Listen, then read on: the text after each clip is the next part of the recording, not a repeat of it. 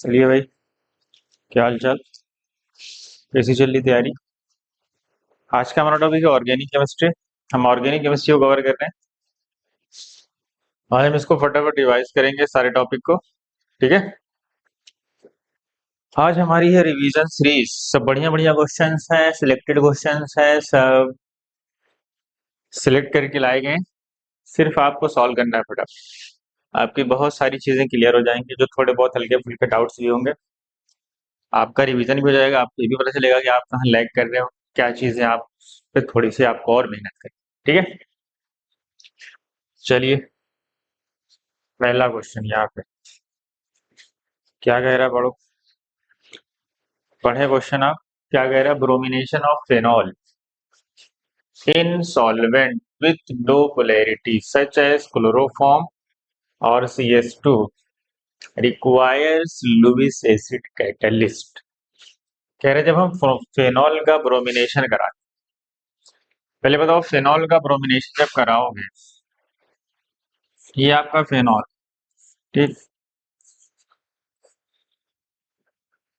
ये आपका क्या, ये आपका फेनॉल। कह रहे जब हम इसका ब्रोमिनेशन करा, क्या कराते हैं, किसके प्रेजेंस में, CS2 या क्लोरोफॉर्म जो भी ले लो। तो कह रहा है कि हमें लुईस एसिड की जरूरत पड़ती है। क्या कभी तुमने देखा है लुईस एसिड की पड़ते हुए। ये वाला जो रिएक्शन है ये हो जाता है विदाउट लुईस एसिड। और क्या बनाता है भाई, आप 1.25 पे देखेंगे वो बेस्ट रहेगा आपके लिए, ठीक है, या 1.2 पे देखें या 1.34, जिस पे आप बेटर समझे। आपको समझ नहीं ना होगी, कुछ चीजें तेज निकल जाए आपको समझ में ही ना आए। तो ये रिएक्शन हो जाती है और ये मोनो हेलोजनेशन कराता है। क्या कराता है, ये कराता है मोनो हेलोजनेशन। क्यों, क्यों लुईस कैटलिस्ट की जरूरत नहीं पड़ती, क्योंकि ये रिंग क्या है, रिंग जो होती है हाईली एक्टिवेटेड होती है, तो हमें कैटलिस्ट की जरूरत नहीं पड़ेगी, हमें लुईस एसिड की जरूरत नहीं पड़ेगी। तो इसलिए ये इतना स्टेटमेंट तो रॉन्ग है। ये वाला स्टेटमेंट क्या हो गया हमारा, रॉन्ग हो गया।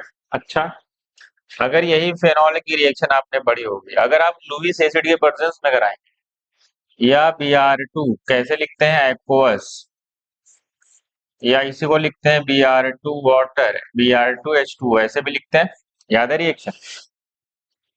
तब क्या होता है, आपको पता है, तब पॉली सब्स्टिट्यूशन होता है। इसके आर्थो पे तीनों, दोनों आर्थो और पैरा तीनों पे आके क्या हो जाता है, ब्रोमीन जुड़ जाता है, तो फिर 2,4,6 ट्राई ब्रोमोफेनॉल बनता है। कब, जब हम Br2 एक्वस मीडियम में लें या लुईस एसिड के प्रेजेंस में कराएंगे तब भी। तो हमारा पॉली सब्स्टिट्यूशन हो जाता है। क्या हो जाता है, क्योंकि रिंग ऐसे ही हाईली एक्टिवेटेड है और एक्वस मीडियम में कराओगे तो कोई पोजीशन नहीं बचेगी, आर्थो और पैरा तीनों पे ऐड हो जाएगा। ठीक है, ये इसका पूरा एक्सप्लेनेशन था। अब आते हैं इधर दूसरे स्टेटमेंट।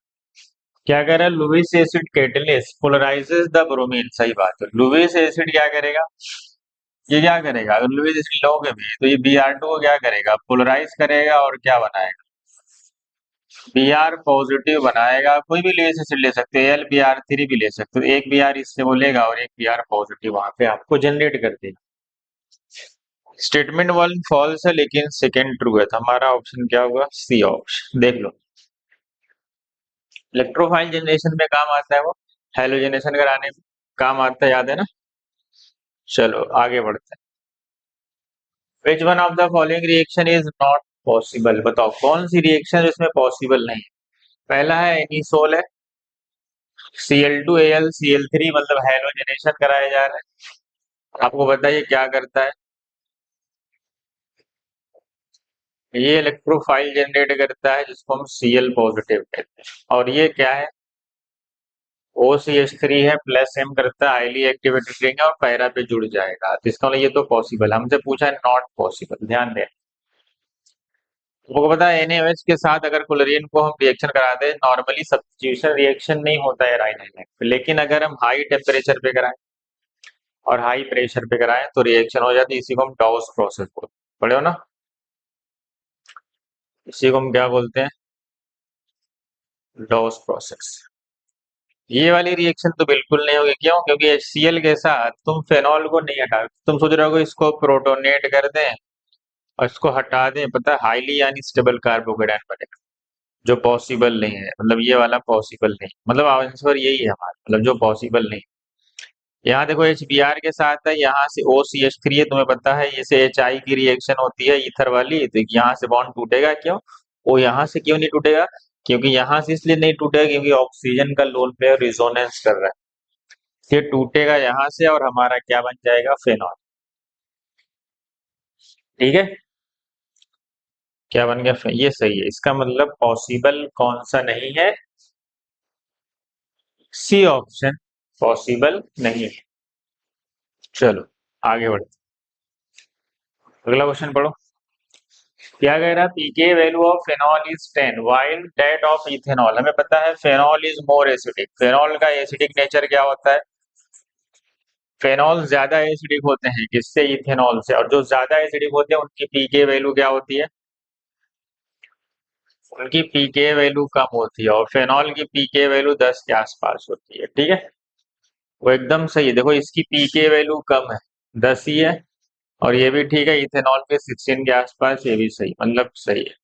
क्योंकि ये ज्यादा एसिडिक है तो इसकी पीके वैल्यू कम हो, के वैल्यू ज्यादा हो। ठीक, ethanol is stronger acid than phenol. कितनी खराब बात। Assertion true, reason false.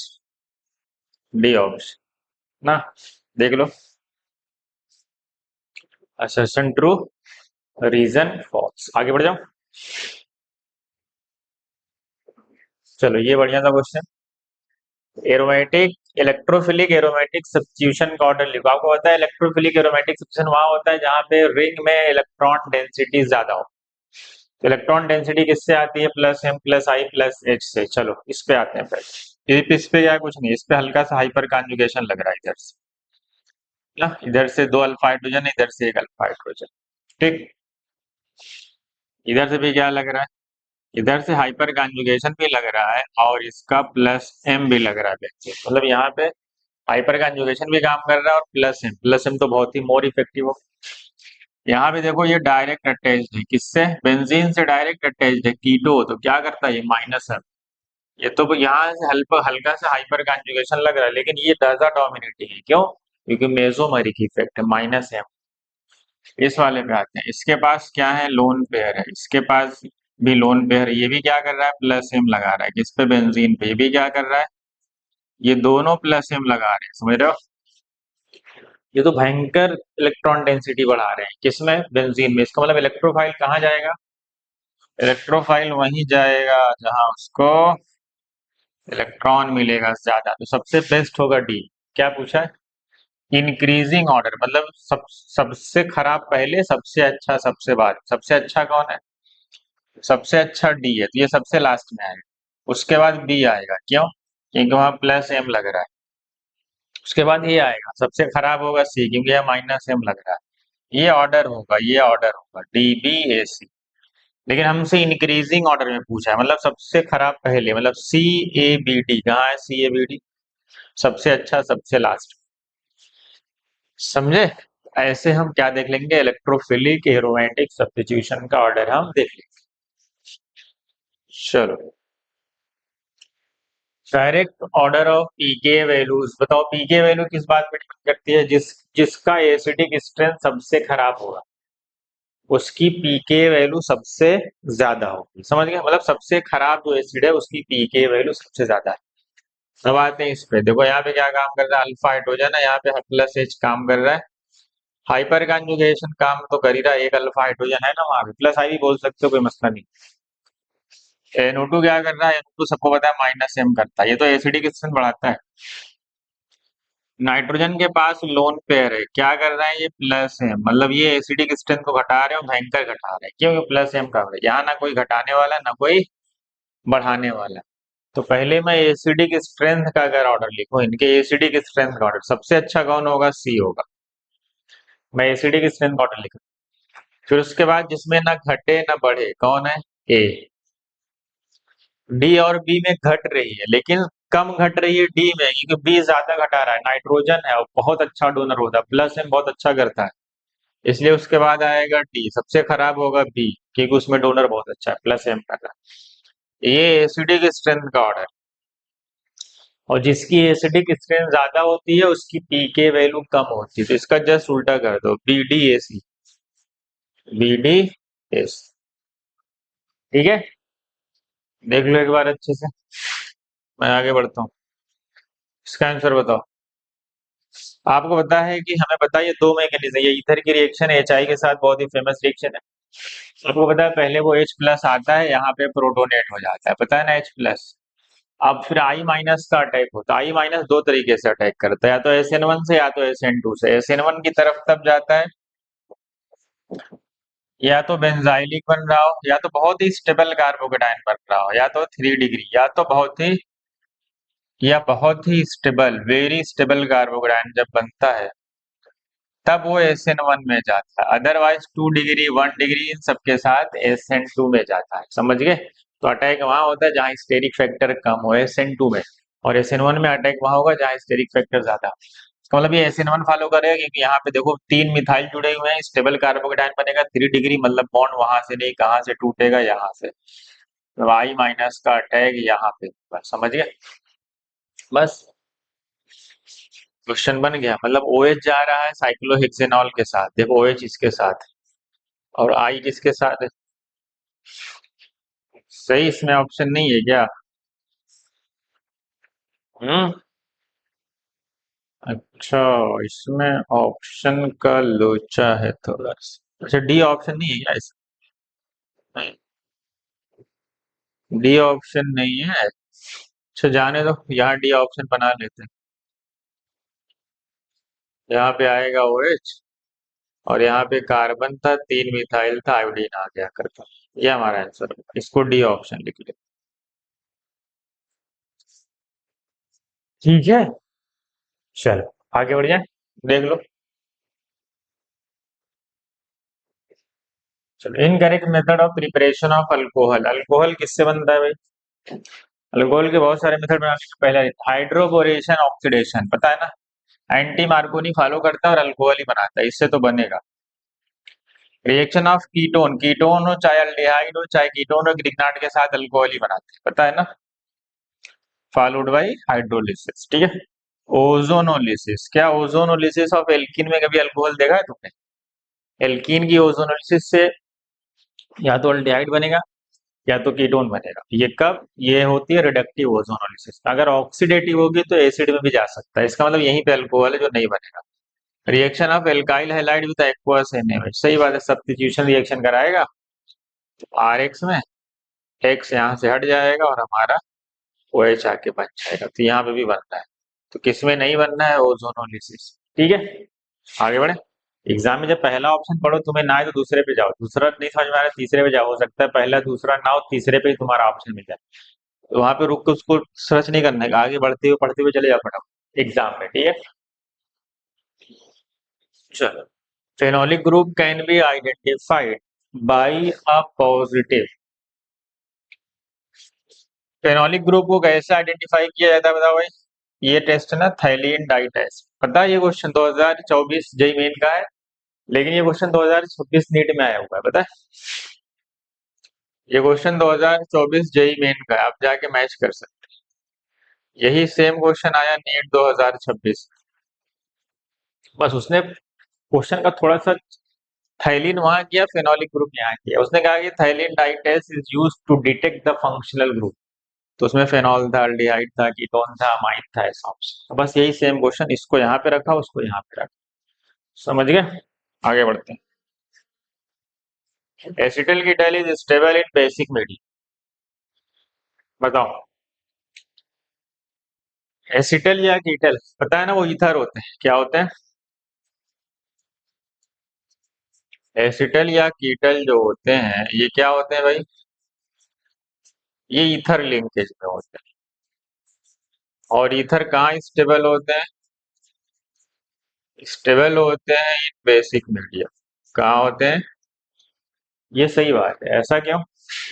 मान लो कोई ईथर है R O R, इसके पास है क्या, लोन मालवार डैश। अब तुम एसिडिक मीडिया में रिएक्शन कराओगे तो ये रिएक्ट कर सकता है इससे, मतलब वो ब्रेक हो सकता है बॉन्ड, वो अल्कोहल में जा सकता है। इसीलिए क्या होगा, ये स्टेबल होते हैं कहाँ पे, बेसिक मीडिया में। सही बात। High leaving tendency of alkoxide ion, alkoxide ion इसको बोलते हैं आरओ माइनस। आरओ माइनस क्या कह रहा है, हाई लीविंग टेंडेंसी, क्या बहुत अच्छे लिविंग ग्रुप है, नहीं। हाई लिविंग टेंडेंसी थोड़ी होती है, बहुत अच्छे लिविंग ग्रुप थोड़ी होते हैं, पुअर लिविंग ग्रुप होते हैं, मतलब होते हैं लेकिन पुअर होते हैं। बहुत अच्छे लिविंग ग्रुप नहीं होते, ये रॉन्ग है, समझ गए। हाई लिविंग टेंडेंसी नहीं भाई, वो तो खराब कर देगा। लिविंग मतलब टूट के चला जाएगा तो स्टेबल कहाँ रहा, वो तो टूट ही जाएगा फिर। असर्शन ट्रू है, रीजन फॉल्स है, कहाँ पे। ये अच्छा लिविंग ग्रुप थोड़ी होता है वो। अच्छा लिविंग ग्रुप होगा तो स्टेबल कहाँ रहा, वो अच्छा लिविंग ग्रुप होता भी नहीं, ठीक। Water gas on reacting with cobalt as a catalyst, पता नहीं क्वेश्चन आई थी अभी ना, याद है। वाटर गैस पता है ना किसको बोलते हैं, वाटर गैस बोलते हैं CO+H2 के मिक्सचर को। कह रहा है कोबाल्ट जब हम कैटलिस्ट के तौर पे यूज करते हैं तो क्या बनाता है, बताओ किसको पता है, क्या बनाता है ये मिथाइल अल्कोहल बनाता है। क्या बनाता है, अभी जो इस बार नीट में क्वेश्चन आया था वो क्या था, मीथेन को O2 के साथ इन प्रेजेंस ऑफ स्टीम, याद आया। स्टीम का मतलब ना, मीथेन किसके साथ था, वाटर स्टीम के साथ था ना, हाँ। वो मीथेन को स्टीम कितने केल्विन पे, 1000 डिग्री सेल्सियस मान लो, या 1273 केल्विन, पता है ना क्या बना था ये, CO+H2 का मिक्सचर, यही तो है वाटर गैस, इसी को सिन गैस भी बोलते हैं। देखो ये दोनों रिएक्शन अलग है, इसको बनाना हो तो इसको मिथेनॉल इधर ले जाओ फिर रिएक्शन करा दो ऐसे। तो हमारा आंसर क्या है, मिथेनॉल। क्यों, क्योंकि मिथाइल अल्कोहल को मिथेनॉल भी तो बोलते हैं, समझ गए। हाँ ये बताओ, तो मेजर यहाँ पे ऑप्शन नहीं है, आपको खुद उसको सॉल्व करके आंसर बना लेना। वो बता, ये लोन पेयर, इसके साथ रिजोनेंस है, मतलब बॉन्ड यहाँ से टूटेगा, यही वाली एचआई वाली ईथर वाली लिंकेज है। और वो बता, ये कार्बोकेटाइन बनेगा यहाँ बहुत ही स्टेबल, क्यों, क्योंकि ये बेंजाइलिक भी है और साथ में इधर से हाइपर कंजुगेशन भी लग रहा है, मतलब ये कहाँ से टूटेगा, यहाँ से नहीं टूटेगा, यहाँ से टूटेगा। क्यों, कार्बोकेटाइन यहाँ बनेगा क्योंकि वो बहुत ही स्टेबल कार्बोकेटाइन बना रहा है। क्या बना रहा है, बस क्वेश्चन सॉल्व हो गया, बचा ही क्या। तो क्वेश्चन सॉल्व हो गया, जिधर ओ जाएगा उधर एच हो जाएगा, और जिधर ओ नहीं गया उधर आयोडीन आके जुड़ जाएगा, इधर आयोडीन जुड़ गया और इधर ओ एच आ गया। बस ये फाइनल प्रोडक्ट है हमारा, हमारा फाइनल प्रोडक्ट है ये, देख लो। हमेशा जब भी स्टेबल बनेगा तो SN1 के थ्रू जाएगा, जब समझ गए, अदरवाइज वो SN2 की तरह जाएगा, नॉर्मली तोड़ दो, और जो ऑक्सीजन रिजोनेंस में होगा वहां से नहीं टूटेगा भी, उसके साइड से टूटेगा। तो ये ऑप्शन में होगा एग्जाम में, इसको टिक कर दे, ठीक है। आगे बढ़ते, चलो बताओ भाई, यहाँ पे पीके वैल्यू दी, आपको पता है पीके वैल्यू एसिडिक स्ट्रेंथ के इनवर्स होती है। पहले इनका एसिडिक स्ट्रेंथ लिखो, para nitrophenol, para nitrophenol is more acidic, ये OH है, ये NO2 है। NO2 क्या लगाता है, -M लगाता है, ये है आर, ये है पैरा नाइट्रोफेनॉल। और क्या है, और क्या दिया, मेटा। अब पता है मेटा पे मेसोमेरिक रिजोनेंस काम नहीं करता क्योंकि निगेटिव चार्ज बाईपास कर जाता है। तीसरा क्या है हमारा, फेनॉल, तो फेनॉल में तो सिर्फ OH लगा होगा, फेनॉल में सिर्फ OH ही लगा होगा। अगला है इथेनॉल, इथेनॉल क्या होता है, CH3CH2OH। अब सोचो इसमें सबसे ज्यादा एसिडिक कौन है, सबसे ज्यादा एसिडिक तो ये होगा जिसमें -M काम कर रहा है, तो सबसे बढ़िया तो डी होगा ना। हाँ, तो डी सबसे ज्यादा एसिडिक है, फिर ये होगा सी है, फिर बी होगा फेनॉल, सबसे खराब ये होगा, क्योंकि फेनॉल तो हमेशा ज्यादा एसिडिक होता है इथेनॉल से, क्योंकि उसका निगेटिव रिजोनेंस स्टेबलाइज, H+ जाएगा यहाँ निगेटिव आएगा, वो रिजोनेंस स्टेबलाइज्ड। ये एसिडिक नेचर का ऑर्डर, तो पीके वैल्यू का ऑर्डर क्या होगा, ABCD, ये पीके का ऑर्डर होगा। अब देखो ए का सबसे ज्यादा पीके वैल्यू, सबसे ज्यादा पीके वैल्यू कहाँ है, देखो ए का दूसरा देखो एक ही ऑप्शन, हमारा आंसर मिल गया। अच्छा आर्थो मेटा पैरा में बता, अगर आर्थो होता है यहाँ पे, तो पता है आर्थो में क्या होता है? आर्थो नाइट्रोफेनॉल में क्या रीजन है? Ortho nitrophenol slightly less acidic होता है, किससे? पैरा से। क्यों? Due to hydrogen bonding. Hydrogen bonding में से उसका एसिडिक नेचर थोड़ा सा इंट्रामॉलिक्यूलर हाइड्रोजन बॉन्डिंग, इसलिए सबसे थोड़ा सा एसिडिक नेचर घट जाता है, इसलिए पैरा आता है। देन आर्थो, मेटा से नहीं, आर्थो फिर भी मेटा से ज्यादा, मैं समझा कि मेटा से कम हो जाएगा। तो ये जनरल ऑर्डर है नाइट्रोफेनॉल का। देख लो, आगे बढ़ो, देख लें आप। अगला क्वेश्चन ये है, phenol treated with chloroform in presence of sodium hydroxide. Phenol क्या होता है? PHOH। आपको पता है क्लोरोफॉर्म और KOH के साथ ये सेलिसल डिहाइड बना, हाइड्रोलाइज किया गया ना इन प्रेजेंस ऑफ एसिड, फिर उसको हाइड्रोलाइज करते हैं तो क्या बनता है भाई? जल्दी बताओ क्या बनता है? क्लोरोफॉर्म के साथ सेलिसल डिहाइड बनाता है, याद आया? सेलिसल डिहाइड। ऑप्शन देखो क्या है? सेलिसिलिक, ये तो CCl4 या CO2 के साथ बनता है, CO2 के साथ कोलबे रिएक्शन बोलते हैं। बेंजीन 1 2 डाइऑल नहीं, 2 हाइड्रोक्सी बेंजल डिहाइड, सही बात। इसकी नंबरिंग करेंगे तो 2 पे हाइड्रोक्सी आ रहा है और ये बेंजल डिहाइड तो है, या बेंजीन कार्बल डिहाइड ही बोल सकते हो, ये ऑप्शन हमारा है सी। ठीक है, CCl4 होता तो बेंजोइक एसिड बनता, नहीं सेलिसिलिक एसिड बनता। Common name of benzene 1 2 diol बताओ क्या बोलते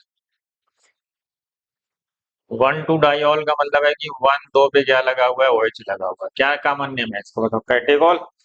कैटेकॉल बोलते हैं जब 1 2 पे हो, रिसोर्सिनॉल बोलते हैं जब 1 3 पे हो, और 1 4 पे बोलते हैं क्यूनॉल। हमारा ये कैटेकॉल 1 3 पे ये होता है, समझ गए? आर्थोक्रिसॉल तो CH3, एक CH3 होगा इसमें, OH हटा दो तो उसको आर्थोक्रिसॉल बोलते हैं ना। जब CH3 OH एक दूसरे के आर्थो पे हो तो क्रिसॉल, और अगर 1 3 पे हो मिथाइल और OH तो मेटा क्रिसॉल। समझ गए? क्रिसॉल में एक मिथाइल, दोनों OH नहीं होते, एक मिथाइल होता है ना। चलो, हाँ ये बताओ तो, aniline dissolve in dilute HCl। कह रहा है एलिनीन डिसॉल्व किया गया डाइल्यूट HCl में इन रिएक्टेड विद सोडियम नाइट्राइल। बताओ कौन सी रिएक्शन? ये एनिलीन है। वही रिएक्शन लैंग्वेज के फॉर्म में लिखी है। सोडियम नाइट्राइड किसको बोलते हैं भाई? NaNO2, और साथ में HCl है। टेम्परेचर देखो 0 डिग्री लिखा, तुम बुक में क्या लिख रहे थे? 0 से 5 डिग्री। बताओ कौन सी रिएक्शन? डाइएजोटाइजेशन है ना। डाइएजोटाइजेशन में क्या बनता है? डाइजोनियम सॉल्ट बनता है। ठीक, Cl- भी लगा सकते हो, कोई मसला। कह रहा है इसको, this solution was drop wise added to a drop wise containing equimolar mixture of aniline and phenol. कह रहा है इसको हम क्या कर रहे हैं, इसको हम ड्रॉप वाइज ड्रॉप कर रहे हैं, इसमें एक मिक्सचर है। इस मिक्सचर में कौन कौन है? इस मिक्सचर में एनिलीन भी है और फेनॉल भी है। रिएक्ट तो एक ही करेगा, दोनों तो करेंगे नहीं। अब वो रिएक्ट कौन करेगा, वो डिपेंड करता है मीडियम पे। मीडियम कैसा है देखो, डाइल्यूट HCl है। कौन सा मीडियम? Acidic medium. आपको पता है एसिडिक मीडियम में कौन रिएक्ट करता है? एनिलीन। स्लाइटली बेसिक, मतलब स्लाइटली बेसिक मीडियम, मतलब उसकी पीएच वैल्यू 5 से 7 के बीच में होती है, तो एनिलीन। लेकिन जब हम फेनॉल की रिएक्शन कराते हैं तो स्लाइटली बेसिक मीडियम में रिएक्ट करता है, पीएच वैल्यू 7 से 9 के बीच में होती है। इसका मतलब है कि मीडियम एसिडिक है, तो कौन रिएक्ट करेगा? एनिलीन। मतलब एनिलीन का रिएक्शन होना है डाइजोनियम के साथ, पता है ना। पैरा से अटैक होता है, पैरा से अटैक होता है, एनिलीन के पैरा से अटैक होता है, याद है ना। ये हमारी रिएक्शन से, बस यही ध्यान देना था, रिएक्ट कौन करे। बेसिक, अगर ये बेसिक मीडिया होता तो फेनॉल रिएक्ट करता। इसका कलर बताओ मुझे कैसा, येलो है कि ऑरेंज? ऑप्शन कौन सा है? सी। सी है ना, देख लो। मुझे इसका कलर बताएं कैसा हो, कमेंट में बताएं। When ethanol is heated with concentrate H2SO4, a gas is produced. Ethanol क्या होता है? CH3 CH2OH, इसको क्या किया गया,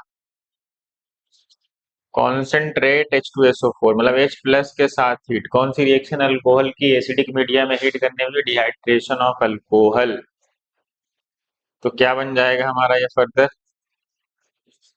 ये बन जाएगा एल्कीन। क्या बन जाएगा, compound formed when this gas is treated with, दो कार्बन का है तो एसिडिक गैसी फॉर्म में होगा ना भाई ये। फिर कौन सा रिएजेंट, कोल्ड बेयर्स रिएजेंट से कराएगा। बेयर्स रिएजेंट क्या करता है, बेयर्स रिएजेंट क्या करता है एल्कीन में, सिन एडिशन कराता है किसका, वो दो OH का, सिन हाइड्रोक्सिलेशन, मतलब दोनों एक ही साइड जुड़ते हैं। इसका नाम क्या है, इसका नाम ग्लाइकोल बोलते हैं। इसका नाम क्या है, ग्लाइकोल। आगे बढ़े देख लो, इसका नाम है ग्लाइकोल। ये तो इजी था, चलो इसका बताओ। इनकरेक्ट ऑप्शन कौन सा, पहला देखो क्या है, एनहाइड्रस Cl3 लेगा, यहाँ पे बनेगा इलेक्ट्रोफाइल। इलेक्ट्रोफाइल बना है तो आर्थो पैरा दोनों बनता है, लेकिन पैरा मेजर होता है, ध्यान देना। ये इसने आर्थो बना दिया, ठीक है कोई बात नहीं, इस पैरा भी बनेगा, लेकिन इसका पैरा ही मेजर है, ध्यान देना। मतलब वो बनेगा तो आर्थो भी, वो बस वो पूछ रहा है कि कौन सा इनकरेक्ट, मतलब कौन नहीं बने। वो मेजर माइनर की बात नहीं कर रहा, बस पूछ रहा है कौन नहीं बनेगा, ठीक। NaOH 400 डिग्री, 350 डिग्री सेल्सियस, कितना डिग्री है,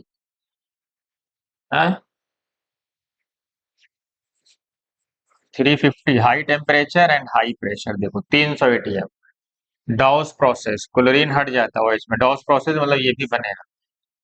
अल्कोहलिक केवेज क्या करता है भाई, अल्कोहलिक केवेज इलिमिनेशन कराता है। देखो यहाँ पे सब्स्टिट्यूशन कराएगा, वो Br को हटा के, मतलब यही इनकरेक्ट। एक्वस केवेज क्या करता है, एक्वस केवेज सब्स्टिट्यूशन कराता है, मतलब ये करेक्ट। इनकरेक्ट कौन है जी, अल्कोहलिक केवेज तो इलिमिनेशन कराता है, सब्स्टिट्यूशन कब से कराता है। ठीक है आगे बढ़े।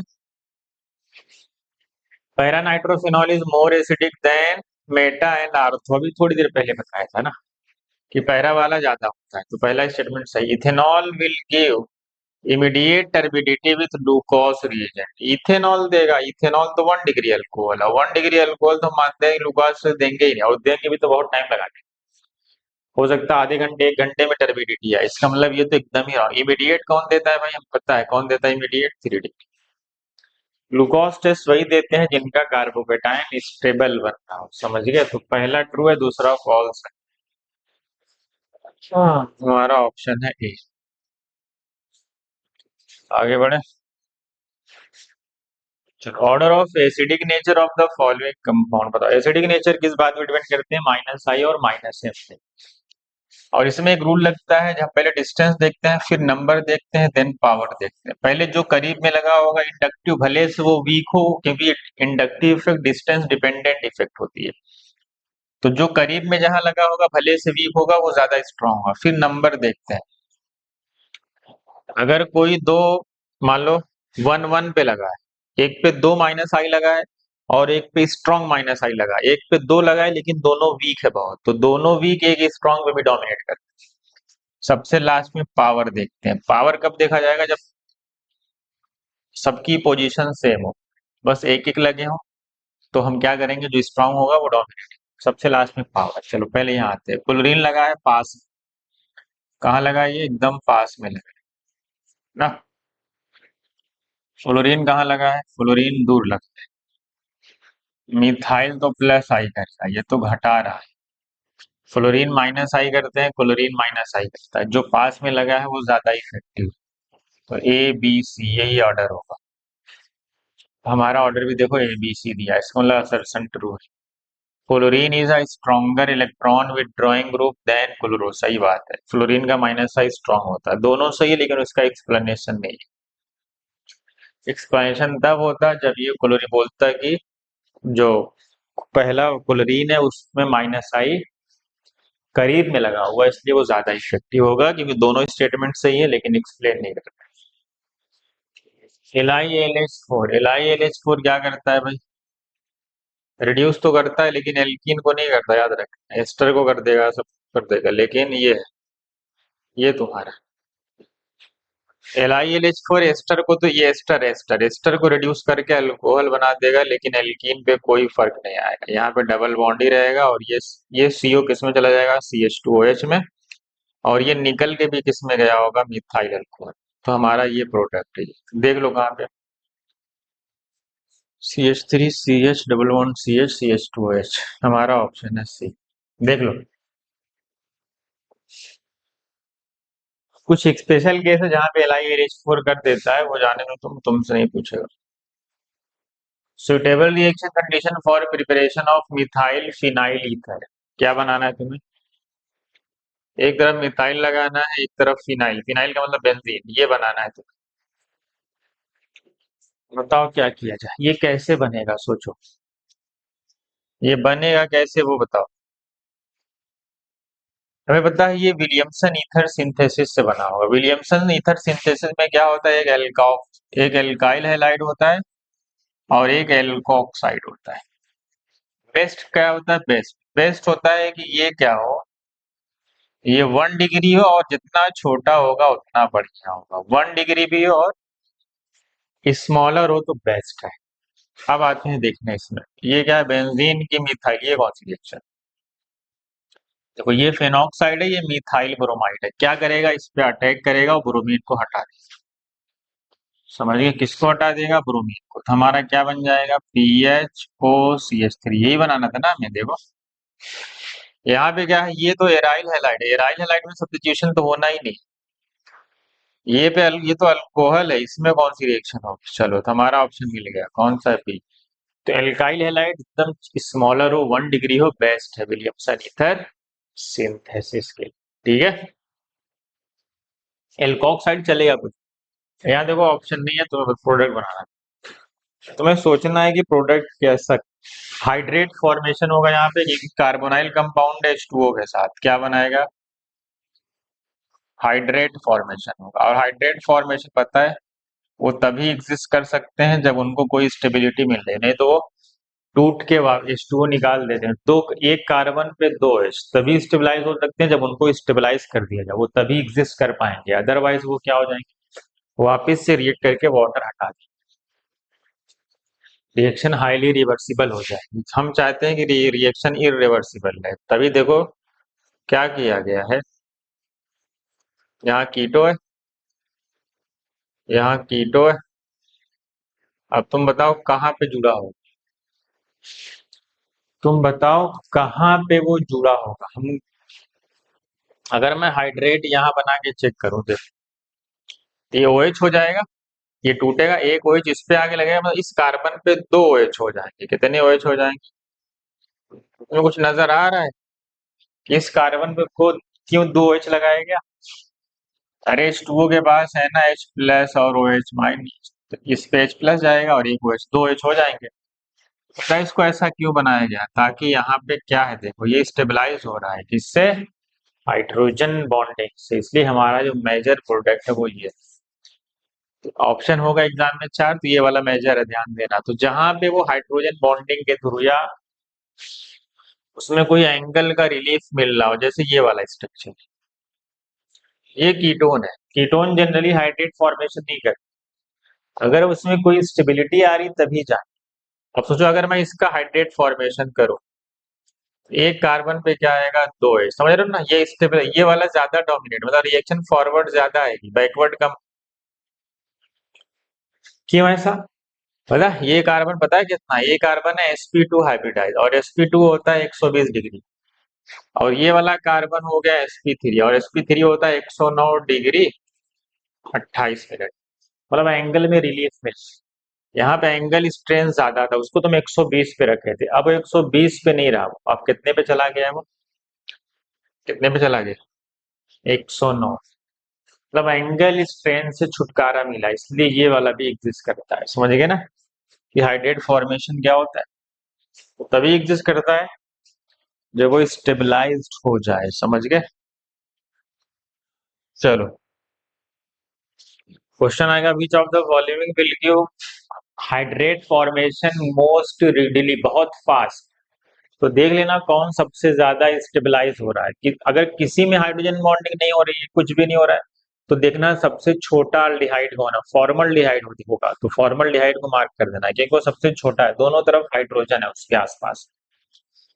समझ गए। फेनॉल की रिएक्शन जिंक हीट के साथ, पता है ना बेंजीन बनाता है, सबको पता है। फेनॉल जिंक के साथ क्या होता है, जिंक ऑक्साइड रिडक्शन रिएक्शन होती है, रिड्यूस होके बेंजीन में चला जाता है, मतलब ए का तीसरा। डी पे आ जाओ, फेनॉल और क्लोरोफॉर्म एनएच, पता अभी थोड़ी देर पहले आई, क्या बनता है, सैलिसल्डिहाइड, बी का पहला। फेनॉल CO2 NaOH के साथ एसिडिफिकेशन कराते हैं तो क्या बनता है, यहाँ ये इस रिएक्शन को कोल्वे बोलते हैं और ये सैलिसिलिक एसिड बनाता है, तो इसका है दूसरा। फेनॉल का कंसंट्रेट नाइट्रिक एसिड के साथ आपको पता है ये पॉलीनाइट्रेशन कराता है, आपको मोनोनाइट्रेशन कराना है तो आप डाइल्यूट लीजिए, कॉन्सेंट्रेट मत, इसीलिए पिक्रिक एसिड बनता है, मतलब तीनों आर्थो पैरा पे, दोनों आर्थो और पैरा पे OH आके जुड़ जाता है, मतलब NO2 आके जुड़ जाता है, उसी को हम पिक्रिक एसिड बोलते हैं, मतलब 2,4,6 ट्राई नाइट्रोफेनॉल। अब वो पता है ना, एक ऐसा फेनॉल है जो बेंजोइक एसिड से थोड़ा सा ज्यादा एसिडिक माना जाता है। ठीक है, तो 3 1 2 4, 3 1 2 4 कहाँ है भाई, 3 1 2 4 यहाँ देख लो। ये नेम रिएक्शन थी NCERT की पूरी, पता है ना आपको। बताओ ascending order of acidity of OH group, बताओ in the following. Acidic strength क्या होगी, NO2 क्या करता है, NO2 -M करता है, OMe+M करता है, ये तो घटा रहा है, ये नॉर्मल फेनॉल है, इसमें कुछ नहीं है। तो नॉर्मल फेनॉल है, यहाँ पे देखो दो दो तरफ से, पैरा से भी -M लग रहा है, आर्थो से भी -M लग रहा है, भयंकर एसिड। तो सबसे देखो अब आ जाते हैं, ये फेनॉल है और ये नॉर्मल ब्यूटाइल अल्कोहल, क्या है, तो फेनॉल तो नॉर्मल अल्कोहल से ज्यादा ही होता है, तो उसमें कोई इफेक्ट भी लगा दोगे तो भी उतना नहीं घटाएगा, फिर भी वो उससे ज्यादा हो। अब ऑप्शन पे आ जाओ, एसिडिक स्ट्रेंथ का ऑर्डर बताओ, सबसे बढ़िया ई, क्योंकि दो दो तरफ से -M लग रहा है, फिर कौन होगा, सी, नहीं सी नहीं, फिर होगा बी, क्योंकि बी में एक -M तो NO2 का लग रहा है, फिर उसके बाद कौन आएगा, बी के बाद, इसमें तो घटा रहा है, तो उसके बाद आएगा डी, क्योंकि यहाँ +M से घट रहा था, फिर आएगा सी, कितना भी घट रहा हो लेकिन ये अल्कोहल से ज्यादा हो, ये ऑर्डर है। ऑप्शन मिसिंग है तो ये ऑर्डर होगा नहीं, ऑप्शन में ये ऑर्डर होगा, ठीक है देख लो। आगे बढ़े, अगला क्वेश्चन ये है, देखो NaI के साथ H3PO4 की रिएक्शन है, Mg ड्राई ईथर के साथ में ग्रिगनाट बनेगा, फिर D2O के साथ, पता है ना ये एसिडिक मीडिया में NaI, मतलब ये प्रोटोनेट करके इसको हटा देगा, H3PO4 एक एसिड है ना, तो ये अल्कोहल को प्रोटोनेट करके हटाएगा, फिर NaI से आयोडीन आके जुड़ जाएगा, तो मेरा क्या बन गया, मैं बॉन्ड लाइन फार्मूले, 4 कार्बन है और यहाँ पे आयोडीन आके जुड़ जाएगा, पहले ये रिएक्शन होगी, प्रोटोनेट होगा एसिड से, वाटर हटेगा, फिर NaI से सब्स्टिट्यूट हो जाएगा आयोडीन, फिर उसके बाद Mg के साथ रिएक्शन कराएंगे, बताओ क्या बनेगा, Mg के साथ पता है क्या बनता है, ग्रिगनाट बनता है, किसी भी MgI। फिर कह रहे हैं कि ग्रिगनाट पता है ना, किसी भी ऐसे कंपाउंड के साथ जो स्लाइटली एसिडिक हाइड्रोजन रखते हो, वो प्रोटॉन ले लेता है, यहाँ ड्यूटेरियम है तो ड्यूटेरियम ले लेगा, तो क्या होता है, चाहे वो टर्मिनल एल्काइन हो, चाहे वो अमाइन, चाहे वो अल्कोहल हो, चाहे एसिड हो, चाहे फेनॉल हो, कोई भी जिसके पास स्लाइटली एसिडिक हाइड्रोजन हो, वो ग्रिगनाट के साथ क्या करता है, हाइड्रोजन ले लेता है, तो ये हट जाएगा और ये आ जाएगा डी, क्योंकि यहाँ H2O नहीं, H2O होता तो फिर डी आई, ये वाला ऑप्शन, H2O होता तो नॉर्मल ब्यूटेन बन जाता, तब तो यहाँ पे H आता तो H हम दिखाते हैं। आगे बढ़े, चलो कह रहा है non alcohol is treated with the Lucas reagent to determine whether the alcohol is primary, secondary or tertiary, which alcohol reacts faster and by what mechanism। हमारे पता है कि कौन सा रिएक्शन 3 डिग्री, 2 डिग्री, 1 डिग्री, आपको पता है लुकास टेस्ट कौन देता है, 3 डिग्री, मैकेनिज्म कौन सी फॉलो करते हैं, कार्बोकेटाइन, तभी तो पढ़ते हो, जिसका कार्बोकेटाइन स्टेबल होगा वो लुकास टेस्ट देता है, तो टर्शियरी होगा, और कौन सी मैकेनिज्म फॉलो करेगा, SN1 मैकेनिज्म, जो सबसे फास्टेस्ट होगा, और मैकेनिज्म जो फॉलो करेगा वो कौन सी है भाई, वो है SN1, ठीक है। आगे बढ़ गए, चलो major product of the following reaction, पता है ना ये एक बेस है K2CO3, क्या है, बेस को क्या है भाई? बेस को क्या पसंद है? हाइड्रोजन। तो हाइड्रोजन लेगा, वो भी कौन से हाइड्रोजन पसंद है उसको? जो ज्यादा एसिडिक हो। बताओ, ये अल्कोहल है और ये फेनॉल। वो फेनॉलिक है। आपको पता है phenol is more acidic then alcohol. इसका मतलब है कि वो वाला हाइड्रोजन बेस ले जाएगा। कौन सा हाइड्रोजन ले जाएगा? ये वाला। ये वाला तो ऐसे ही रहे। और यहाँ पे के प्लस लगा सकते हो, कोई मसला नहीं। तो होगा क्या फिर? अगली रिएक्शन देखो। Alkyl halide. निगेटिव के बगल में एल्काइल हैलाइड, पता है ना, पुरानी दुश्मनी, वो धक्के मार के हटाता है, पता है ना। जहां भी निगेटिव आया पे हाइड्रोजन है, समझ जाओ उसी से हमला होता है, वो उसी को धक्के मार के भगाएगा। और क्या आ जाएगा? OCH3, यहाँ पे आ जाएगा OH। ये फाइनल रिएक्शन। देख लो। देख लो कौन सा ऑप्शन है, कोई ऑप्शन मैच कर रहा है? पहला ही तो है। ओके, देख लो। आगे बढ़े। चलो इसका आंसर बताएं आप भाई, फट से बताएं, फट से। टाइम नहीं है, जल्दी जल्दी फटाफट सॉल्व करें। Which one of the following compound will rapidly react with dilute NaOH? Dilute NaOH क्या है भाई? ये सब एसिडिक हाइड्रोजन है सबके पास, मतलब ये एक बेस है। तो जो सबसे फास्ट रिएक्ट करेगा, ये तो अल्कोहल है। ये अल्कोहल, ये अल्कोहल, और ये फेनॉल। डायरेक्ट बेंजीन सर्च लगा हुआ था, हमें पता है phenol is more acidic then alcohol. ये बेस्ट कौन होगा जो सबसे फास्ट रिएक्ट करेगा? वो फेनॉल है, क्योंकि उसके पास एसिडिक हाइड्रोजन है। आगे बढ़े। आगे बढ़ते हैं। Identify the major products A and B respectively in the following set of reaction. चलो आते हैं। ये है कंसेंट्रेट H2SO4 के साथ हीट किया गया, आपको पता है अल्कोहल का एलिमिनेशन होता है, क्योंकि ये अल्कोहल, ये प्रोटोनेट होगा, हटेगा, हमें पता है पहले ये एसिड से प्रोटोनेट होता है, यहाँ पे कार्बोकेटायन मिलता है। फिर क्या करो, यहाँ से डी प्रोटोनेट कराओ, हमें पता है मोस्ट स्टेबल एल्कीन बनानी है। क्या बनानी है? पता है ना रिएक्शन कैसे होती है।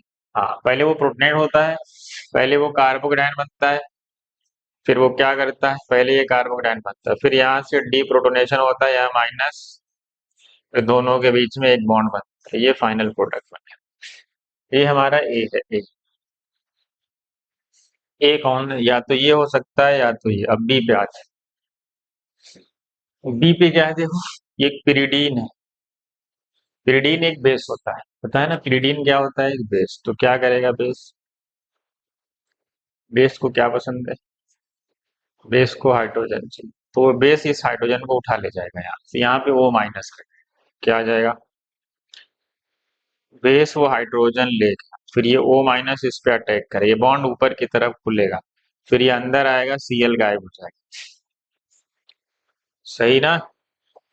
देख लो फटाफट क्या बनेगा। फिर यहाँ पे मिथाइल लगा हुआ है, यहाँ पे O लगा हुआ है, फिर CO आ गया, फिर CH3 आ, ये फाइनल प्रोडक्ट है मेरा बी। कौन सा ऑप्शन है बताओ? कौन सा ऑप्शन है? ये वाला है, देख। OCO CH3। ठीक है। ये है ऑर्गेनिक। ऑर्गेनिक का रिवीजन चल रहा है हमारा, ठीक है। चलो इधर बताओ भाई, ये तो आसान है।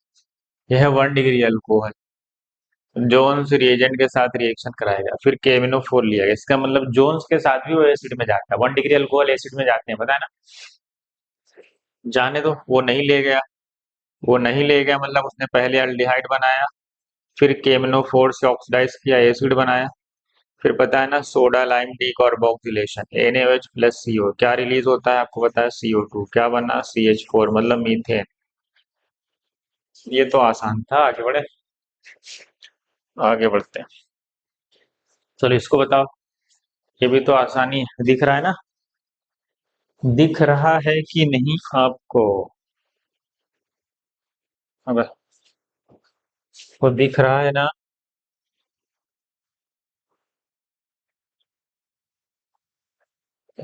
आपको क्वेश्चन दिख रहा है बस? दिख रहा है ना? आप तो शायद दिख रहा हो। हम्म। चलो कौन सी रिएक्शन है, देखो यहाँ पे डाई एजोटाइसेशन प्लस डाई एजोटाइसेशन है, फिर H2O के साथ वार्प किया गया, पता है ना H2O के साथ वार्प करने पे क्या बनता है, फेनॉल। पहले डाइजोनियम सॉल्ट बनता है, डाइजोनियम सॉल्ट की रिएक्शन बहुत सारी है। वाटर के साथ गर्म करने पे फेनॉल बनता है, मतलब एक का दूसरा है, एक का दूसरा कहाँ है, देखो देखो एग्जाम में एक ही से ऑप्शन मिल गया, बताओ क्या ऑप्शन है। अब बताइए, फेनॉल है सोडियम डाइक्रोमेट, एक ऑक्सीडाइजिंग एजेंट है बहुत, H2CrO4 भी वो काम कर सकता है, पता है फेनॉल को जब ऑक्सीडाइज करते हैं तो पहला बेंजोक्विनोन बनता है, क्या बनता है, ये चौथा। पता है फेनॉल है, क्लोरोफॉर्म है, क्लोरोफॉर्म प्लस केवेज, फिर उसको एसिडिफिकेशन कराते हैं तो क्या बनता है, सेलिसल डिहाइड, सेलिसल डिहाइड कहाँ है, पहला। फिर NaOH, वही फिर CO2 ले लेते हैं, मतलब क्लोरोफॉर्म की जगह CO2 या CCl4 लोगे तो भी सेलिसिलिक एसिड ही बनता है। तो मेरा सेलिसिलिक एसिड कहाँ है, तीसरे पे। 2 4 1 3, देखो 2 4 1 3, तो आंसर पहले ही मिल गया था, ठीक है, ये भी तो नेमी रिएक्शन है। चलो इसका बताओ, what amount of bromine will be required to convert 2 gram of phenol, ये फेनॉल है,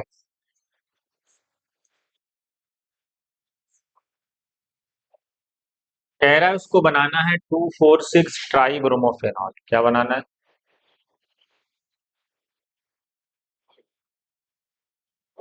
मतलब हमें 2 पे भी ब्रोमो लगाना है, 4 पे भी ब्रोमो लगाना है, 6 पे भी ब्रोमो लगाना है, और रिएक्शन किससे करवानी है, Br2 से। आपको पता है एक Br2 लेंगे तो एक बार ब्रोमिनेशन होगा, फिर दूसरा Br2 लेंगे तो फिर दूसरी बार होगा, फिर तीसरा ब्रोमीन लेंगे तो मतलब हमें कितने मोल Br2 चाहिए, 3 बार कराना है तो 3 मोल चाहिए, ठीक है।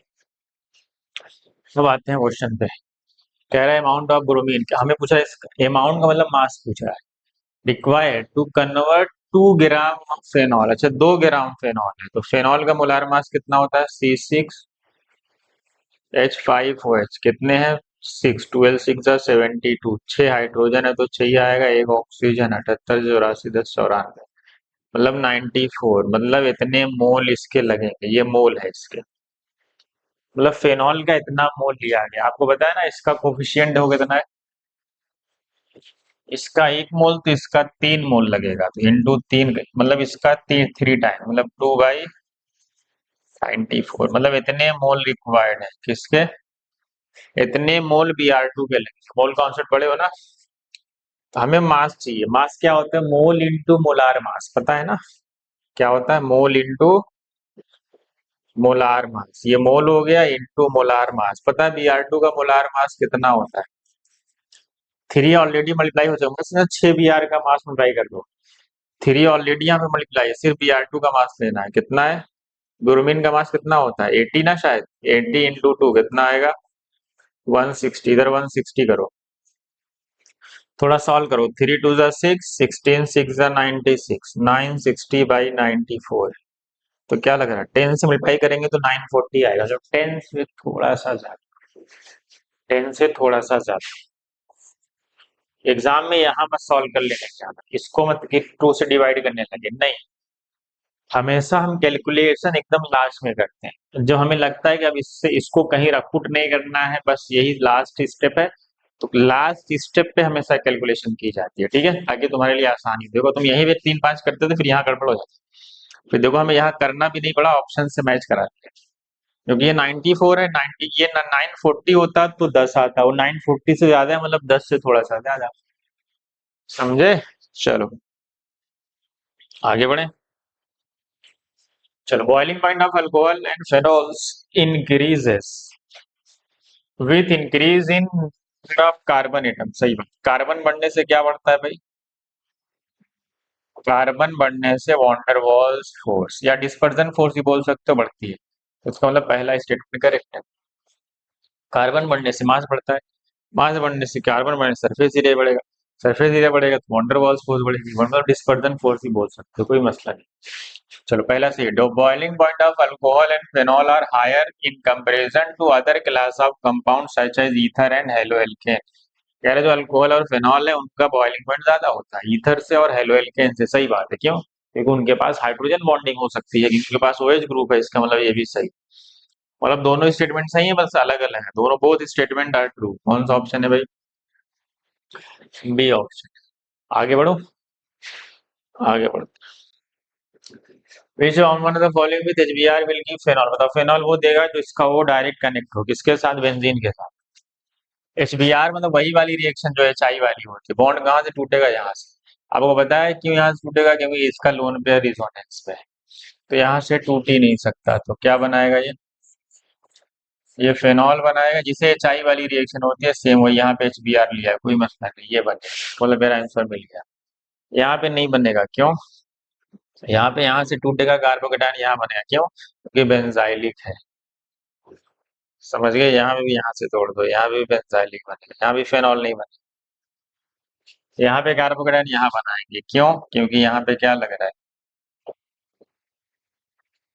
लोग बैक बॉन्डिंग काम कर रही है। ठीक है, आगे बढ़ जाओ। अगर ये एक्सेस में होगा तब तो बॉन्ड यहाँ से भी टूट जाएगा, तब तो मसला आ जाएगा, तब तो OH OH CHO आ जाए। हटा दें, आगे बढ़ जाओ। अच्छा, ये किसी का ऑप्शन है इस वाले क्वेश्चन का? चलो ये अच्छा हो। चलो बताओ, पढ़ो क्या क्वेश्चन, पढ़ो क्वेश्चन, पढ़े आप फट से पहले। मेरा सोल्यूशन आप ना देखें भाई, आप खुद से सॉल्व करें, उसको रोक दिया करें, सॉल्व कर लिया करें। Benzene is treated with oleum. Oleum क्या होता है पता है? कह रहा है बेंजीन का ट्रीटमेंट कराया है किसके साथ? ओलियम। ओलियम क्या होता है बताओ?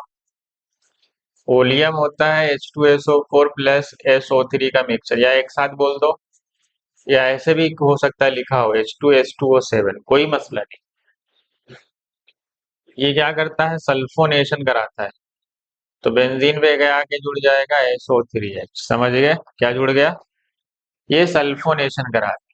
कह रहा है when further heated with molten sodium hydroxide followed by acidification produce by. उसके बाद कह रहा है इसको NaOH के साथ फिर उसका एसिडिफिकेशन कराएगा। पता है ना, ये डीसल्फोनेशन प्रोसेस। कौन सा प्रोसेस होता है ये? डीसल्फोनेशन होता है। और क्या बनाता है ये? फाइनली फेनॉल बनाता है। ये भी फेनॉल बनाने का एक मेथड है। सल्फोनिक एसिड से फेनॉल ऐसे ही बनाते हैं, डीसल्फोनेट करके एसिडिफाई कर देते हैं। फिर कह रहा है कंपाउंड्स को जिंक मेटल के साथ रिएक्ट कराया गया। पता है ना, फेनॉल जब जिंक के साथ जाता है तो एक रिडक्शन रिएक्शन शो करता है, और क्या बनाता है? गायब हो जाता है वो जिंक ऑक्साइड से बेंजीन। देखो पहला ऑप्शन ये है, ये तो बिल्कुल भी नहीं होगा, ये तो बनेगा ही नहीं। जो पीछे था वही इसका ऑप्शन था, देखो ये भी इसी का ऑप्शन, ये तो बनेगा नहीं। बेंजीन ही है इसका ऑप्शन। डी वाला भी कुछ होगा वहां, है नहीं, लेकिन हमें आंसर मिल गया। ठीक है, अगले पे आते हैं। अगला क्वेश्चन पढ़े आप, क्या कह रहा है? फेनॉल,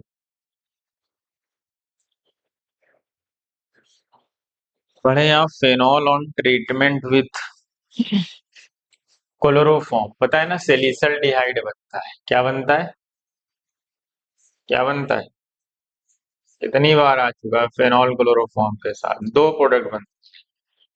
ये आर्थो भी बनता है और साथ में पैरा भी बनता है। पता ना मेजर कौन होता है? मेजर होता है आर्थो। क्यों? क्योंकि इसका कीटो जब लगाएंगे तो इस हाइड्रोजन के साथ हाइड्रोजन बॉन्डिंग में जा रहा होता है, इंट्रामॉलिक्यूलर।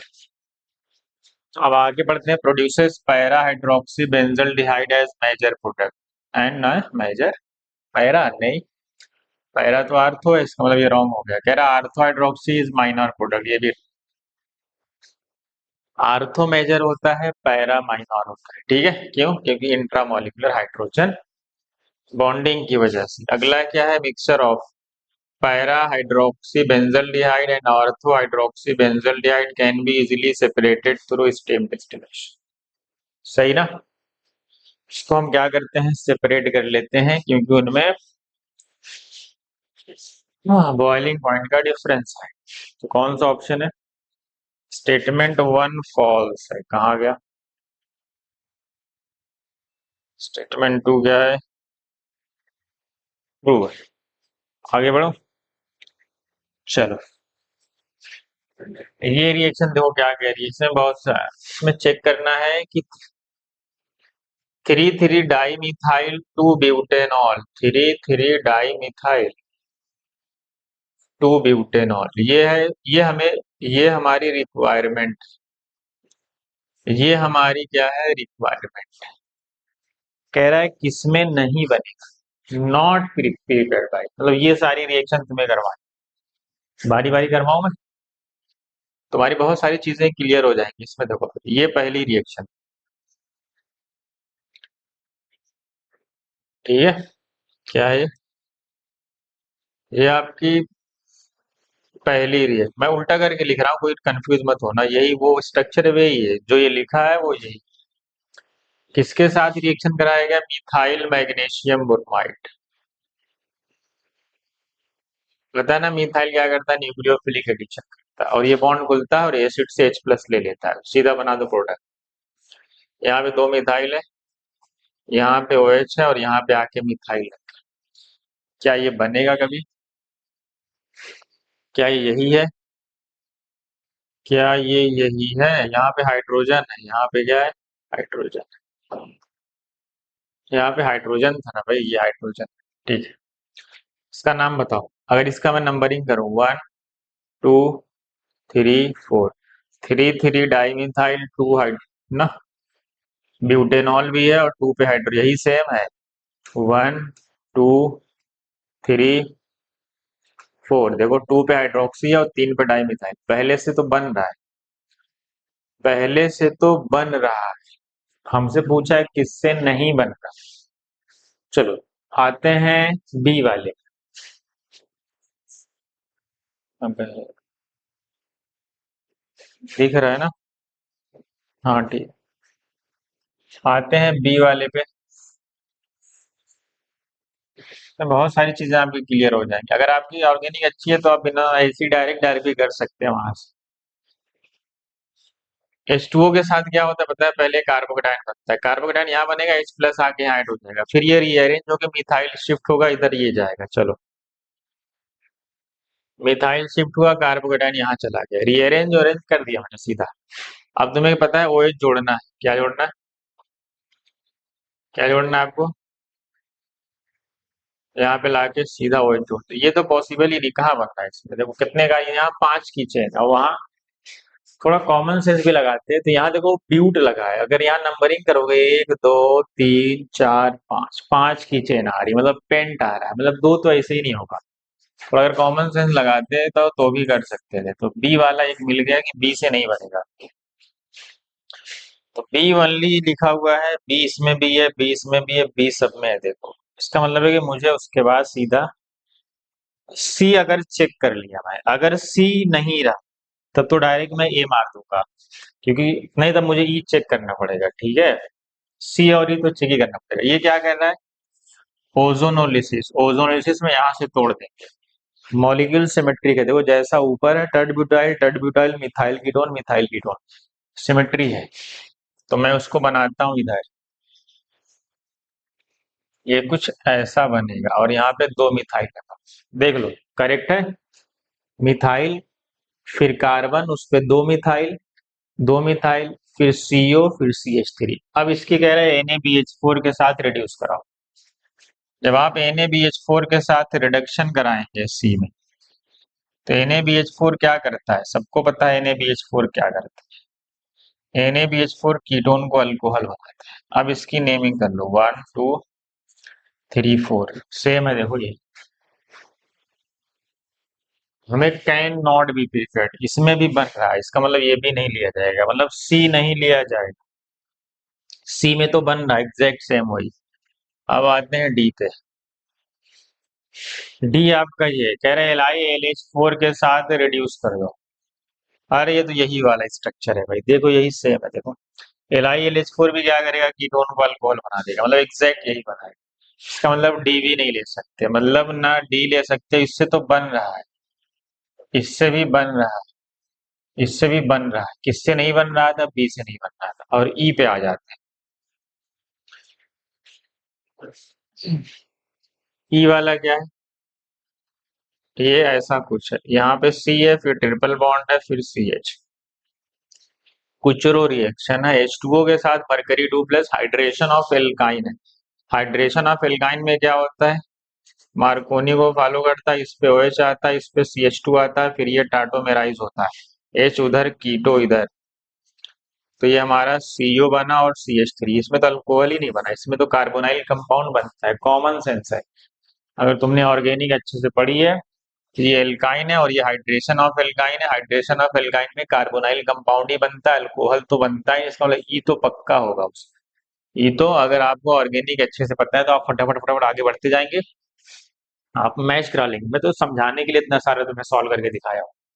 हमें 100% पता है कि इसमें कभी नहीं अल्कोहल बनेगा, ई तो पक्का होगा। ई देखो सिर्फ दो जगह था, ई सिर्फ दो जगह था, बस तुम्हें सी चेक कर लेना था। सी नहीं होता तो इसको मार देते फट से। एग्जाम में करने का तरीका बताया, ठीक है, कैसे करते हैं एग्जाम में जल्दी। मैं तो एक एक कुछ सारी चीजों को डिफाइन कर रहा हूँ, इसलिए तुमको बता रहा हूँ। चलो आगे बढ़ जाओ। चले आप इसका बता दें फट से। कुछ अच्छे क्वेश्चन सब हैं तो इसीलिए अच्छे से एक्सप्लेन करके तुम्हें बता रहा हूँ हर चीज। आपको एग्जाम में कैसे अप्रोच करना है वो ज्यादा इंपॉर्टेंट है। कह रहा है एक मिक्स ईथर है, ईथर है, हीट किया गया किसके साथ, hot concentrated hydrogen iodide produces two different iodide which when treated with aqueous NaOH की कंपाउंड गिव एंड आर। अच्छा है, कह रहे हैं कि ईथर है चाय के साथ तोड़ दिए, ठीक है। एक्सेस में लिया गया, एक्सेस का मतलब है कि वो जो अल्कोहल बनेगा फर्दर वो आई में कन्वर्ट हो जाएगा, मतलब दोनों आयोडाइड बन जाएंगे। फिर उन दोनों को एक्वस NaOH से कराएंगे तो दोनों अल्कोहल बन जाएंगे, मतलब हाइड्रोजन हटेगा और OH लग जाएगा। तो कह रहा both Q and R give yellow precipitate, मतलब वो जो दोनों क्यू एंड आर है वो अल्कोहल बनेंगे और दोनों कह रहा है कि वो आइडोफॉर्म टेस्ट दे रहे हैं। NaOI का क्या मतलब, ये आइडोफॉर्म ही तो है। आइडोफॉर्म चाहे NaOI लिखो चाहे I2NaOH लिखो एक ही बात, ये दोनों एक ही। आइडोफॉर्म टेस्ट कौन सा अल्कोहल देता है पहले वो तुम्हें पता होना चाहिए। तो बताया कि फाइनल दोनों में अल्कोहल बन, एक अल्कोहल ये देते हैं और एक अल्कोहल ये देते हैं जिसके सेकेंडरी पे OH लगा हो, क्योंकि ये ऑक्सीडाइज होते हैं, क्योंकि ये ऑक्सीडाइज होके कीटोन में चले जाते हैं। और आगे चेन कुछ भी हो सकती है उससे कोई लेना देना नहीं, बस मिथाइल कीटोन होना चाहिए। ये अल्कोहल ऑक्सीडाइज होके ये भी क्या दे रहा है देखो, मिथाइल कीटोन, वो मिथाइल कीटोन हाइड्रोफॉर्म टेस्ट देते हैं। मतलब ऐसा अल्कोहल जहां बनेगा वैसी वही रिएक्शन आएगी। अगर तुम सोचो कि मैं यहाँ से ब्रेक कर दूं, पहले इसी को चेक कर। मैं मेरा मुझे तो ऑप्शन दिख रहा है कौन सा, लेकिन मैं तुम्हें समझा रहा हूँ। यहाँ पे पहले बनेगा OH, ऊपर से पीएच है, यहाँ पे CH है, और इस CH पे आके कौन लग गया है, आयोडीन, और यहाँ पे आ गया CH2, और यहाँ पे CH कह रहा है। लेकिन वो देखो वहां पे क्या लिखा है, एक्सेस में। एक्सेस का मतलब है ये फिर रिएक्ट करेगा HI के साथ और यहाँ बना देगा आयोडीन। कह रहा है फिर इनकी रिएक्शन किससे कराएगी बारी बारी, NaOH से। जब NaOH से कराओगे तो यहाँ पे OH आ जाएगा, सब्स्टिट्यूशन रिएक्शन। और ये ये ऑक्सीडाइज हो के ये वाला अल्कोहल, इधर मिथाइल चाहिए इधर फिनाइल है, ये तो कभी नहीं जाएगा आइडोफॉर्म। हाँ ये वाला जाएगा, क्योंकि ये क्या बनेगा, ये आइडोफॉर्म टेस्ट देगा लेकिन ये नहीं देगा, क्योंकि हमें मिथाइल अल्कोहल के जस्ट बगल में मिथाइल चाहिए। अच्छा, इस पे आते हैं। अब बताओ, अगर इसकी रिएक्शन कराएंगे ये इधर से नहीं टूटेगा, इधर से टूटेगा। क्यों, क्योंकि ये 3 डिग्री नहीं, ये SN2 वाले माइनर में जा रहा है और ये SN1 के थ्रू गया है, समझ गया। क्योंकि उधर से टूटेगा जिधर स्टेरिक फैक्टर कम हो, क्योंकि 3 डिग्री नहीं है, 2 डिग्री है। अब मुझे और यही शायद और यही आंसर भी देखो कैसे। अब वहां से टूटा होगा तो क्या बना होगा, उधर आयोडीन लग गया, इधर क्या CH3 CH2, इधर से या इधर से चलो CH3 है, CH पे क्या आ गया OH, और इधर क्या आ गया CH2। देखो आया ना ये वाला अल्कोहल, देखो ये वाला, और ये आयोडीन है। ये भी एक्सेस में है ना, तो एक्सेस में है, मतलब पहले इसकी रिएक्शन होगी, किसमें बनाएगा, ये आयोडीन में जाएगा ये भी, क्योंकि वो पहले पहला स्टेप यहाँ पे जाके रुकेगा, क्योंकि वो एक्सेस में लिया हुआ। फिर बाद में कह रहा है फिर हमने NaOH से कराया, जब इसकी NaOH से कराओगे तो इथाइल अल्कोहल बनेगा, और जब जब इसको NaOH से कराओगे तो ये भी CH3 CHOH CH2 CH3। देखो इथाइल अल्कोहल आइडोफॉर्म टेस्ट देते हैं, सेकेंडरी अल्कोहल भी देते हैं जब बगल में मिथाइल लगा हो। इसका मतलब यही मेरा क्या है, अगर तुम यहाँ पे आओगे पता है इधर से टूटेगा, इधर बनेगा कार्बोकेटाइन, ये फेनॉल बन जाएगा। कौन साइडोफॉर्म? बेंजाइल अल्कोहल कौन साइडोफॉर्म देंगे? कभी नहीं देंगे। ये इधर से टूटेगा क्योंकि ये टर्शियरी SN1 में जाएगा, ये भी SN1 में जाएगा। ये 3 डिग्री अल्कोहल है, 3 डिग्री अल्कोहल कभी आइडोफॉर्म टेस्ट नहीं देंगे। 3 डिग्री अल्कोहल आइडोफॉर्म टेस्ट नहीं देंगे, बस ये वाले देंगे। या तो इथाइल अल्कोहल प्राइमरी अल्कोहल, या तो आपका वो अल्कोहल जिसके सेकेंड कार्बन पे OH लगा हो। समझ गए? तो क्वेश्चन को अप्रोच कैसे करना है ये ज्यादा इंपॉर्टेंट है। जब आप कई बार प्रैक्टिस किए रहोगे याद रहेगा तो ही कर पाओगे, अदरवाइज आप कहोगे पेपर बहुत टफ आया था। नहीं, आपको बचाने का एक ही तरीका है। क्यों? इसको बताओ। कह रहे हैं हाइड्रोक्सी कंपाउंड, हाइड्रोक्सी का मतलब जिसमें OH लगा हुआ है, इसका मॉलिक्यूलर मास कह रहा है 122 है। वो एक से इसका मॉलिक्यूलर मास है 122, कह रहे हैं इसका क्या कराएंगे हमें? एसाइलेशन। जब हाइड्रोक्सी होते हैं, मान लो ये हाइड्रोक्सी है, ये अल्कोहल है, मैं एक OH का समझा देता हूँ। जब आप इसका एसाइलेशन कराते हैं, एसाइलेशन में क्या होता है? एसाइल ग्रुप जाके जुड़ता है। एसाइल ग्रुप कौन होता है? एसाइलेशन में ये ग्रुप जाके जुड़ता है, तो H हट जाता है, H की जगह कौन आके लग जाता है? COCH3। अगर इसका मास कुछ रहा होगा तो क्या ऐड हुआ आके? ये ऐड हुआ है। इनका मास बताओ पूरा क्या? दो कार्बन का मास कितना होगा? 24। एक ऑक्सीजन जुड़ता है उसका मास 16, तीन हाइड्रोजन जोड़ते हैं उनका मास 3। लेकिन तुमने इतना जोड़ा था लेकिन एक हाइड्रोजन हटाया भी था। जब हाइड्रोजन हटाए होगे तो -1 किया होगा तुम। 24 16 30 नहीं 40, 43 -1 42। मतलब ये हुआ कि अगर एक OH ग्रुप, अगर एक बार एसाइलेशन हुआ है तो मास 42 बढ़े। अब आते हैं क्वेश्चन फिर वापस। कह रहा भी तो एसिटिक, हाँ एनहाइड्राइड से ही आएगा। मतलब ये कहाँ से आता है? एनहाइड्राइड, एसिटिक एनहाइड्राइड से ही आता है ना। हाँ ठीक है, एसिटिक एनहाइड्राइड ऐसा होता है CH3CO, CO CH3 और यही जाके जुड़ता है। ठीक है, कह रहा है ensuring complete acetylation of all hydroxy group, मतलब एक से ज्यादा हाइड्रोक्सी ग्रुप है इस कंपाउंड में। कह रहा है प्रोडक्ट जो ऑब्टेन होता है एसिटाइलेशन के बाद उसका मास कितना हो जाता है? पहला जो प्रोडक्ट मिला, प्रोडक्ट उसका मास बढ़ के कितना हो गया? 290। इसका मतलब है कि एसाइलेशन कई बार हुआ होगा, 42 42 42, यही ना। तब तो 290 पहुंचा है। तो मुझे पता चले कितना बढ़ा, कितना बढ़ा के लिए मैं क्या करूंगा? दोनों का डिफरेंस निकालूंगा तो पता चलेगा ना मुझे कितना इंक्रीज हुआ। एक बार एसाइलेशन से कितना मास बढ़ता है? 42। तो मैं अगर 42 से डिवाइड कर दूंगा तो मुझे ये पता चल जाएगा कि कितनी बार एसाइलेशन हुआ, मतलब कितने OH ग्रुप उसमें प्रेजेंट है। चलो माइनस करो इसको तो पता चलेगा कितना मास बढ़ा। कितना मास बढ़ा भाई? 290 है, 80 8 9 17 170 168 अपॉन 42। 4 2 8, 4 4 16। कितनी बार एसाइलेशन हुआ है? 4 बार। इसका मतलब उसमें 4 OH ग्रुप प्रेजेंट है। Number of hydroxyl group present, कितने हाइड्रोक्सिल ग्रुप उसमें होंगे? 4। समझे? हाँ देख लो भाई, रिएक्टेंट का मास ये था, प्रोडक्ट का ये था, हमने डिफरेंस निकाला, हमें पता चल गया पूरा मास कितना बढ़ा। और एक बार एसाइलेशन से इतना मास बढ़ता है, तो पूरे एसाइलेशन के मास को इसके मास से डिवाइड कर दोगे तो पता चल जाएगा कितनी बार एसाइलेशन हुआ। चलो इसका बता दो, ये तो आसान है। कह रहा कंपाउंड एक्स है जिसकी वेपर डेंसिटी कितनी है? 47 है, कार्बन का परसेंटेज दिया और हाइड्रोजन का। आप आगे रिएक्टेंट देखो क्या है। CO2 है, NaOH है 120 डिग्री हाई प्रेशर पे, फिर एसिडिफाई किया गया। कौन सी रिएक्शन है बताइए? मुझे तो लग रहा है ये फेनॉल है, क्योंकि मुझे पता है CO2 की रिएक्शन फेनॉल की ही पढ़े हो आप। और वाइपर डेंसिटी दी है कितनी? 47। ये वाइपर डेंसिटी 47, आपको पता है मास कितना होगा? जब वाइपर डेंसिटी से 2 से मल्टीप्लाई करेंगे तो उसके मोलार मास आते हैं, पता है ना। तो ये आता है 94 आ रहा है। अगर मैं फेनॉल का मॉलिक्यूलर मास देखूं,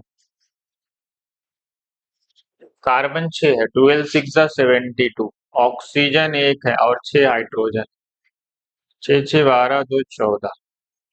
सात एक आठ 94 ही है, मतलब वो फेनॉल ही है। वैसे भी कॉमन से CO2 है तो फेनॉल ही हो। कह रहा है इसको क्या कराया गया है, CO2 के साथ एक क्लोरोफॉर्म वाली होती है, एक CO2 वाले के नेम रिएक्शन को कोलबे बोलते हैं। तो हमें पता है सेलिसिलिक एसिड बनता है। आर्थो पे क्यों जुड़ता है, क्योंकि इसका कीटोन इस हाइड्रोजन के साथ किसमें जाएगा, रिजोनेंस में चला जाएगा, मतलब हाइड्रोजन बॉन्डिंग में जाएगा, रिजोनेंस में नहीं जाएगा। तो ये इसको हम क्या बोलते हैं, इसका नाम बताओ भाई। इसका नाम है सेलिसिलिक एसिड। आप बताओ। अब आते हैं ऑप्शन पे। ये हमारा एक्स है और ये हमारा वाई। अब आते हैं ऑप्शन। इनकरेक्ट, हमसे इनकरेक्ट पूछा है। Compound Y will dissolve in sodium bicarbonate and evolve gas. Y क्या है, Y feasibility of reaction check कर रहा है। ये भी बाई कार्ब ये है। ये कौन सी एसिड है, सेलिसिलिक एसिड। सिलिक एसिड जब बाई कार्बोनेट के साथ रिएक्ट करेगा तो क्या बनाता है पता है ना, कार्बोनिक एसिड बनाता है। और कार्बोनिक एसिड तो बहुत वीक, कार्बोनिक एसिड तो फेनॉल से थोड़ा ज्यादा एसिडिक होती है।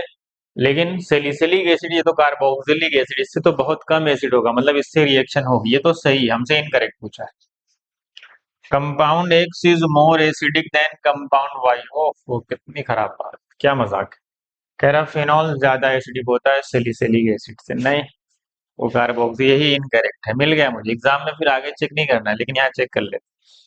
Both compounds X and Y will dissolve in NaOH। सही बात, NaOH जब रिएक्ट करते हैं तो हमें पता ना क्या बनता है, वाटर। आपको पता फेनॉल भी ज्यादा एसिडिक होता है वाटर से, तो कार्बोक्सिलिक एसिड है। सही बात। बोथ कंपाउंड्स बर्न विथ सूटी फ्लेम।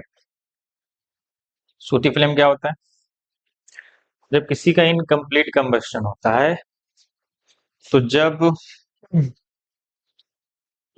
समझ गए, तो जब कंबस्शन पूरी तरीके से नहीं, तो वो कंबस्शन होता नहीं, तो क्या उसमें, तो जो फ्लेम दिखती है आपको, प्योर फ्लेम नहीं दिखती, क्या दिखती है, उसी को फ्लेम को हम क्या बोलते हैं, सूती फ्लेम, मतलब अनबर्न्ट रह जाते हैं ना। समझ गए, तो ये भी सही है, ये भी सही है। जब अनबर्न कंबस्शन होगा, कंप्लीट कंबस्शन नहीं हो पाता, तो उसमें जो फ्लेम जो रिलीज होगी उसको हम क्या बोलते हैं, उसको हम बोलते हैं सूटी फ्लेम। उसमें से धुएं निकलते रहते हैं, बर्न होता ही नहीं ना। कंप्लीट, जब इनकम्प्लीट कंबस्शन होता है, देखो ना कितना। चलो आगे बढ़े। हाँ हाँ, ये बताओ।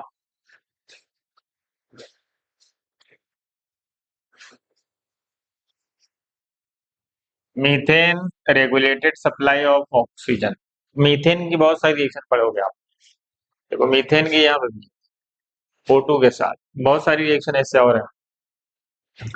चलो, मीथेन मोलिब्डेनम ऑक्साइड के साथ जब रेगुलेटेड सप्लाई ऑफ ऑक्सीजन में हीट करते हैं तो बताओ क्या, बताओ भाई, क्या बनता है, फॉर्मल्डिहाइड। इथेन और मैंगनीज एसीटेट क्या करता है, रेगुलेटेड सप्लाई ऑफ ऑक्सीजन में मैंगनीज एक सिलेक्टिव रिएजेंट है जो उसको एसिड में कन्वर्ट करता है। सब याद है ना। ये जैसे नॉर्मली एल्केन का ऑक्सीडेशन नहीं होता, लेकिन अगर उसके पास 3 डिग्री हाइड्रोजन है, एक एक्सेप्शनल है कि यही KMnO4 के साथ अल्कोहल में जाता है बस। बाकी नॉर्मली एल्केन ऑक्सीडाइज नहीं होता। मीथेन O2 के साथ copper as a catalyst 523 kelvin 100 ATM पे, पता है ना क्या बनाता है, बताओ कॉपर कैटेलिस्ट के प्रेजेंस में क्या बनता है, मिथाइल अल्कोहल। एसिटाइलिन कब बनता है बताओ कमेंट में। ये KMnO4H+ है, ये क्या करता है, ऑक्सीडेटिव ओजोनोलिसिस, क्या करेगा, इसको तोड़ देगा। और ये ऑक्सीडेटिव ओजोनोलिसिस से पहली बार जब टूटेगा तो ये अल्डिहाइड में कन्वर्ट होगा, वो जोड़ देंगे। जब ये ऑक्सीडेटिव क्लीवेज है, क्योंकि ये ऑक्सीडेटिव क्लीवेज करता है, तो ये क्या करेगा, 2 मोल एसिड बनाएगा, क्योंकि अल्डिहाइड फर्दर ऑक्सीडाइज हो जाए। अब हमसे पूछा क्या, reaction which produce alcohol as the product. बताओ किसमें अल्कोहल प्रोडक्ट बना है, सी और डी में ना, सी और डी में बना है बस। तो याद रखें, इंपॉर्टेंट है।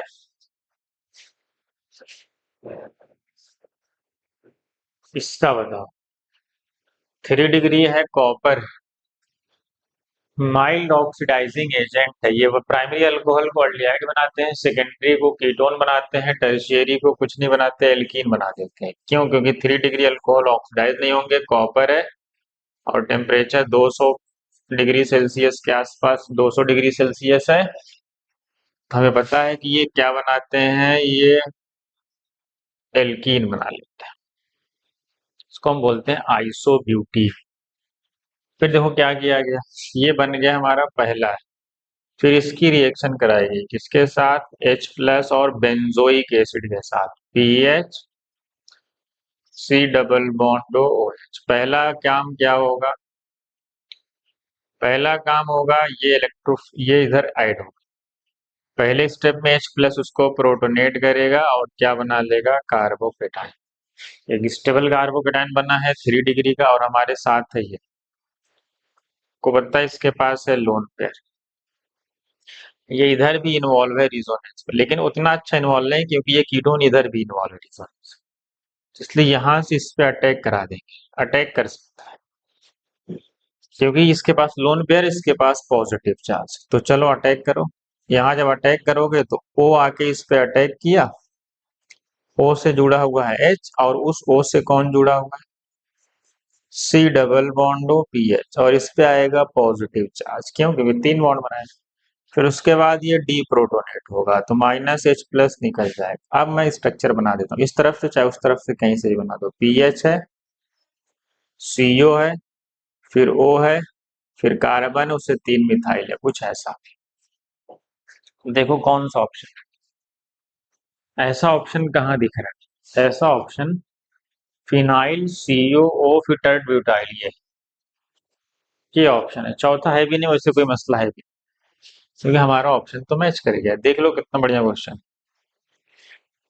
चलो ये है सेकंड क्वेश्चन। इसके बाद एक और है, ये लास्ट वाले कुछ अच्छे क्वेश्चन है थोड़े। चलो ये क्या है, पता है ना ये क्या है, ये पता है आपको, ये ग्लूकोज। HI के साथ हीट करेंगे, फ्लैट कर देता है ना, ग्लूकोज को क्या कर देता है, एकदम फ्लैट। 6 कार्बन, नॉर्मल हेक्सेन बना। V2O5 Cr2O3, पता है ना V2O5 क्या कराते हैं, एरोमाटाइजेशन। तो क्या बनाएगा वो, बेंजीन बना। करेक्ट, बेंजीन ही तो बनाता है।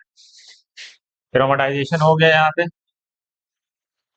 फिर उसके बाद बेंजोइल क्लोराइड एनहाइड्रस AlCl।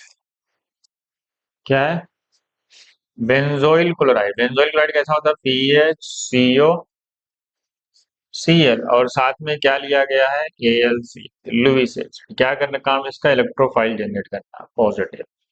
कुछ नहीं, इसी को ले जाके इस पे जोड़ देना है, बस खेल खत्म। Electrophilic aromatic substitution. तो यहाँ से भी बेंजीन ही लगा हुआ है, इससे कोई फर्क नहीं पड़ता। चलो अब क्वेश्चन पे आते हैं। क्वेश्चन क्या कह रहा है, ऊपर पढ़ते हैं। ये तो रिएक्शन हमने कर ली। Total number of electrons in the pi bonds and lone pair of electron product X में, ये प्रोडक्ट तुम्हारा कह रहा है, हम कितने इलेक्ट्रॉन्स है पाई बॉन्ड में, और जो लोन पेयर है वो, लोन पेयर किसके पास है, इसके पास। इसमें कितने पाई बॉन्ड है, 3। इसमें कितने पाई बॉन्ड है, 3 3 6, 6 पाई बॉन्ड है, और लोन पेयर कितने हैं, 2। तो पता है 6 पाई बॉन्ड है तो 12 इलेक्ट्रॉन, प्लस 2 लोन पेयर है तो 4 इलेक्ट्रॉन, तो 12 और 4 16। सही है। अरे ना ना ना, कितना गड़बड़ हुआ देखो, यहाँ पे एक पाई तो इसमें भी है। शिट,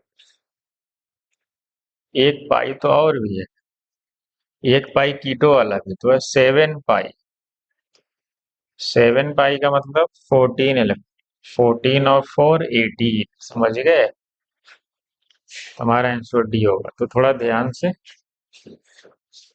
सही ना, देख लो देख लो देख लो देख लो देख लो देख लो, लास्ट क्वेश्चन। सबसे आसान क्वेश्चन, ईथर का क्लीवेज है, फटाक से बता दो। हमको बताइए ऑक्सीजन लोन पे रिजोनेंस में तो यहाँ से टूटेगा, जब यहाँ से टूटेगा तो फेनॉल बनेगा, और साथ में क्या बनेगा, बेंजाइल आयोडाइड। इस तरफ से जोड़ दो, CH2I बनेगा, ठीक। In the above reaction, product formed will be a mixture of benzyl alcohol and benzyl alcohol कहाँ बन रहा है, फेनॉल बन रहा है, तो रॉन्ग है। In the above reaction OCH2 bond is cleaved, सही बात है, कौन सा बॉन्ड टूट रहा है, OCH2 वाला, ये तो करेक्ट। स्टेटमेंट वन फॉल्स है, स्टेटमेंट टू ट्रू है, कौन सा ऑप्शन है, डी। ये था हमारा फाइनल क्वेश्चन। कैसा लगा भाई? ये थी हमारी ऑर्गेनिक केमिस्ट्री का रिवीजन लेक्चर, ठीक है। चलो आज यहीं पे खत्म करते हैं, आप पढ़ाई करते रहे, ठीक है।